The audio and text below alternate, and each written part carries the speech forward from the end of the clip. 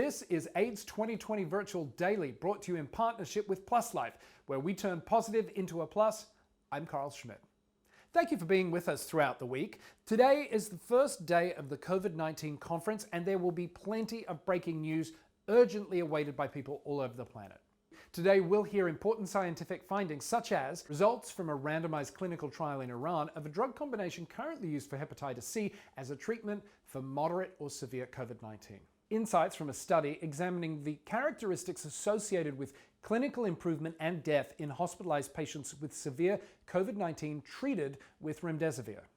Strong new evidence from a study in Italy assessing whether in utero mother-to-child transmission of SARS-CoV-2 is possible, and new data from a study documenting high prevalence of asymptomatic SARS-CoV-2 infections in Latinx population in San Francisco. We have no better guest today than the woman overseeing the United States response to the COVID-19 pandemic, Deborah Birx. You currently serve as the White House Coronavirus Response Coordinator, but you've been a fixture at international AIDS conferences through your role as US Global AIDS Coordinator, overseeing the implementation of the US President's Emergency Plan for AIDS Relief, otherwise known as PEPFAR, and you're here to speak about global commitments. Ambassador Birx, thanks for being with us. Thank you. I just wanted to start in the mass just to alert everyone at the International AIDS Society virtually that masks around the world will really help protect us, both ourselves and spreading COVID to others. So thank you, and I'll take it off to speak to you now since I'm here with just the computer. I've got my mask right here, Ambassador Birx. Thank you so much for being here. Now, where are we in achieving global HIV commitments? And what's it going to take to help get that over the finish line? You know, we were so pleased with the Global Fund replenishment, and I just want to congratulate Peter Sands. I want to congratulate our Congress, who really increased the United States commitment. I think to be able to achieve that right before this intersection of the three epidemics of HIV, TB, and malaria with COVID-19, I'm just really grateful to the international community who increased their commitment. So that's the financial side. Obviously, there's a lot of work we still need to do at the level of community to demonstrate that level of commitment and translate that commitment into real actions that honor and support the communities that we serve. So how has the groundwork laid by PEPFAR prepared us for the COVID-19 response? Now, that's a great question. PEPFAR has worked really hard over the last 17 years to really build health infrastructures in resource-limited settings. So we've not only increased human capacity from the health center all the way up to regional referral hospitals, both nurses and doctors, and really critically community health workers throughout sub-Saharan Africa and other places that we've worked. But I think what really has become key within COVID-19 around the world, including the United States, is our work to build these RNA viral load platforms, from the Roche to the Abbott to the Cepheid to the Panther Hologic to the BD. All of these were critical for our HIV response for viral load. And it's those very platforms and the laboratory technicians that know how to run them that are providing these COVID-19 tests around the world. Now imagine if we hadn't made that investment in these platforms. Imagine if we hadn't had these diagnostics companies improving and building those platforms, if we hadn't had the trained laboratory technicians in sub-Saharan Africa. We would be nowhere right now. And so I really want to applaud, not only the work PEPFAR has done, but the work that ministries have done to really increase their laboratory capacity, because that is serving us as best we can right now to combat HIV, but also COVID-19. It's phenomenal. So what can we learn from PEPFAR about strengthening global cooperation? It was the relationships that I had with ministries of health around the globe that early on, when the virus entered Europe and they were really under a very difficult time, in their moment of crisis, they answered my phone calls and they talked to me about what was happening in their hospitals. It was that information from the front lines that allowed us to translate that information to our front lines and really saved many lives. So that level of those relationships that had been built over the years were really critical in our initial response. They informed us, they helped us, and it really had solidarity there. And that same level of solidarity you can see in Nigeria, you can see it in South Africa as they combat COVID-19, of that really open and transparent sharing of data and information in real time. And I think PEPFAR is really known for being data heavy and using data for action. And I think that level of cooperation and use of data really put us in a place where we could use information in real time to combat this pandemic. So, what would you say then that the challenges are that lay ahead for PEPFAR in this whole new era of COVID-19? So we have deep concerns. We worked really hard with ministries of health and communities to really increase community-led monitoring and funding communities for both ensuring that our programs have high quality in the field and really working with facilities and community outreach groups and also working both prevention and treatment. And we really were at an inflection point of improving quality. We worked with ministries to also increase what we call multi-month dispensing. At the time, I think to many it was considered theoretic. The countries that had moved on that had given patients 3 and 6 month drug supply, are really in a much better position to really ensure that clients remain on treatment. But none of us, our first 2 quarters went through really before COVID hit a lot of the resource limited settings. This next 2 quarters bring us, we have deep concern. We have deep concern about how our clients' needs are being met. We have deep concern that this may have resulted in increased viral spread as people were unable to get their treatment. And so I think the good news is we have the data and information down to the site level, down to the most granular, where we can see the clients and we can see if our clients have been lost. And so we really think the next 3 months are going to be really critical to analyze the damage that has been done to the HIV, TB, and malaria programs and restore those programs to full health within this new reality of COVID-19. Ambassador Birx, thank you so much for your time and also for everything you do in the community. I've got my mask. Thank you. Great to be here. Thank you. COVID-19 has really put a focus on frontline healthcare workers, including nurses, and 2020 marks the International Year of the Nurse. We sat down with Guy Vandenberg, a nurse from San Francisco's famed Ward 5B. Now, 2020 is the International Year of the Nurse, and I am joined by such a wonderful nurse. Guy Vanderburg from San Francisco is on with me. Tell me, Guy, why is it important to mark a global event like International Year of the Nurse? Nurses are 60 to 80% of the global workforce. They're 50% of the workforce, the healthcare workforce in the US, and 90% of the workforce globally. Nurses deliver 80% of all HIV prevention and care services. Nurses continue to be among the most respected and trusted professions. So whether it's in war or plague, or at birth or at death, chances are that we're there. You were there at San Francisco General Hospital at the height of the AIDS epidemic. Can you share some of your personal experiences and how your role as a nurse and the nurses there on the wards with you has evolved since the height of the HIV epidemic? Yeah, I came to 5A at the height of the epidemic at General, at the inpatient AIDS ward. I came from hospice. I had worked in hospice where we provided care for people who were dying and tried to make it as peaceful a death as possible and a death with dignity.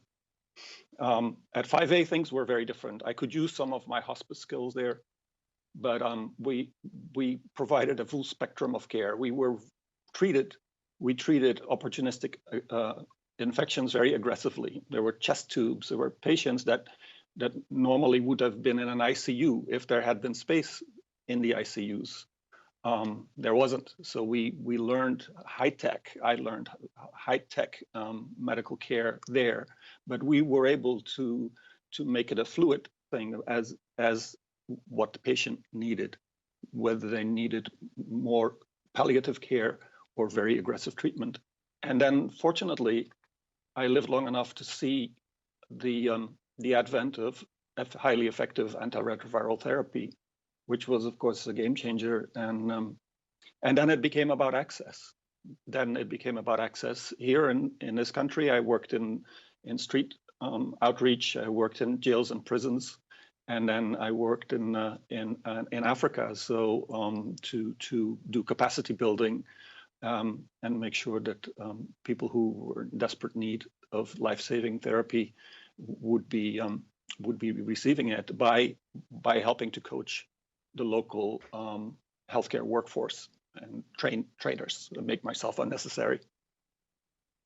How do you think stigma has changed or persisted over the time, over all these years, especially towards HIV? Wow, that is, we could have an entire session on that one. I think stigma.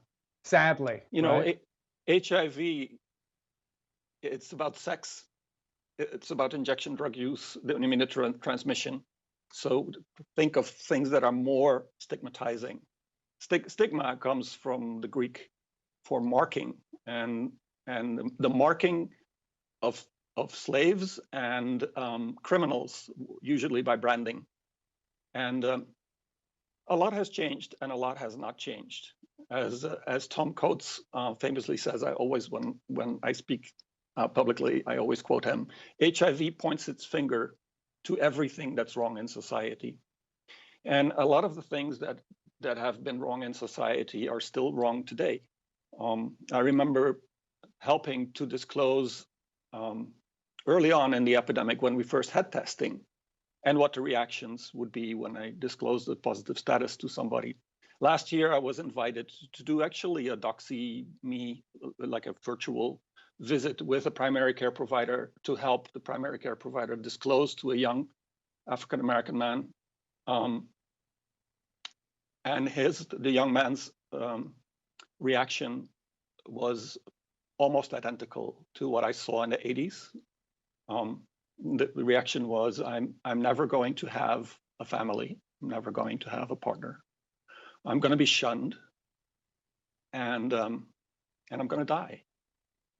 And so as much as things have changed, they've also stayed very much the same. Now, I'm happy to report that I 2 weeks ago spoke with the same young man who is on highly effective antiretroviral therapy, has an undetectable viral load, is very active in Black Lives Matters, and has a unique perspective as a young man being threatened by not just one virus, but actually two, and by police violence, and is resilient and resistant to those forces that want to annihilate him, and speaking up and assuming leadership.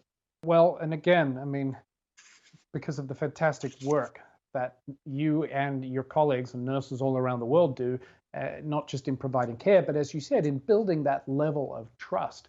It's so important. What policy and program barriers remain in your line of work that just drive you crazy?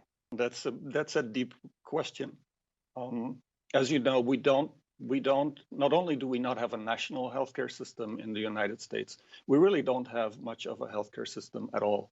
It's fragmented. It's broken, and so access to therapy, access to care, is a problem. There are many hurdles, even under the best of circumstances. Even at a hospital like San Francisco General, where I work, which is a safety net hospital, Obamacare did fantastic things. It also made it so that our patients, who we've seen for many, many years, once they get healthcare, if they get a job and they get healthcare, they can no longer come to us.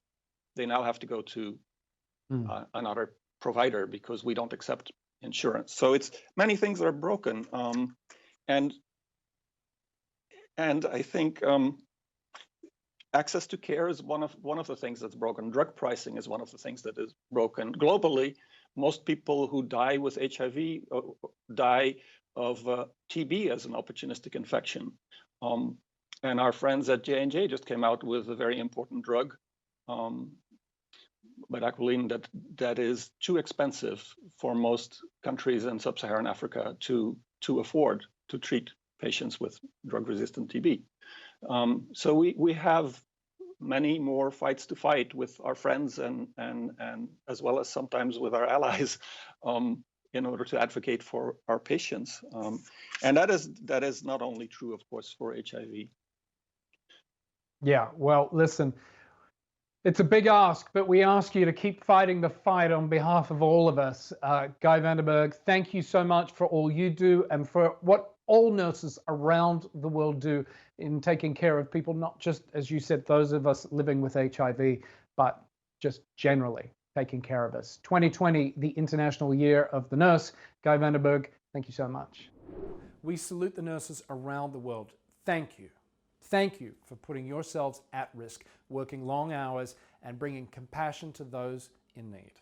In this, the International Year of the Nurse, you guys have never mattered more. Now we turn to this piece, a gallery of resilience epitomized through artwork, a project entitled Profiles in Resilience. There's so many people falling through the gaps. Part of the human condition, we need to address this a lot better. Resiliency in me is to survive in your moments of weakness. So I cry, then I wipe my tears and gone. I changed my whole practice. I talk completely differently now. It's all about optimism. It's all about I'm here for you. I want them to feel that they can get to me at any moment. When the conference is over, when the epidemic is over, I hope that we will look back and try to imagine what it was like to live with the disease and the stigma and to come out on the other side. Now we turn to a physical representation of resilience, an art piece created live to celebrate the word and the person known the world over for fighting for human rights. To introduce the piece, we are honored to welcome Congresswoman Barbara Lee. Hello, I'm Congresswoman Barbara Lee, representing the 13th Congressional District of California. The theme of AIDS 2020, virtual, is resilience. Resilience of a person or a community is revealed in the face of challenges that seem insurmountable. It is the inner strength that we all must possess to rise above and keep moving forward, even when we are afraid, even when our hope dims, even when we experience the most painful losses. There is no better word to describe the HIV community and our ability to come together in a shared commitment to the global HIV response. Resilience. In our country and around the world, we are still being tested. And we are still proving to the world that we are resilient.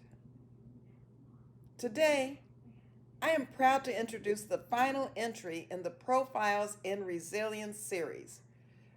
This project was inspired by the extraordinary work that individuals and communities are doing to advance the HIV response. It is a celebration of the people behind the movement and a chance to bring their vital, complex, and inspiring stories to life. This final profile features an individual who is the embodiment of resilience, someone who has stood with the HIV community, a champion for human rights and a fighter for justice, someone who I had the privilege to welcome to my church, the Allen Temple Baptist Church, way back in the day in the 80s, someone who I had the privilege to be with on World AIDS Day at the United States Embassy in South Africa, someone who has dedicated his entire life to peace and justice, Archbishop Desmond Tutu.